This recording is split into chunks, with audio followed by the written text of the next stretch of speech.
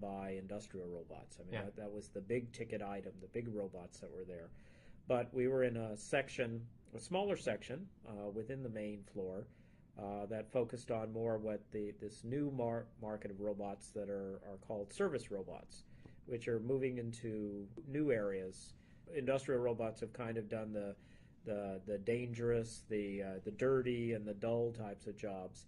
And what we're seeing now is that there's the evolution of a new market coming where robots start to move outside the factories and into our homes, which is a pretty dramatic change for robots. You know, up till now, industrial robots, they're very expensive. They require special operators. They perform very repetitive functions, and they're more than anything else, they're dangerous for humans to interact with. They don't have sensor systems that allow them to be safely interact in a human environment. And but that marketplace is actually starting to flatten out.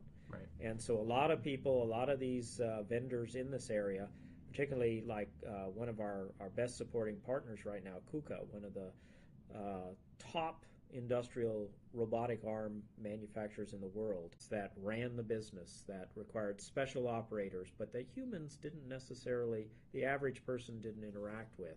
And that personal computers were this kind of brand new market.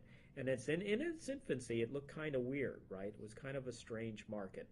You had like the Commodore PET, which had a very strange little keyboard and saved programs off to cassette tape, or you had the Apple II, which had no lowercase. These things only had 64K of addressable memory, and even in the Apple II, you really only had 48K because your first 16K of memory was taken up by the address space of the Apple ROMs.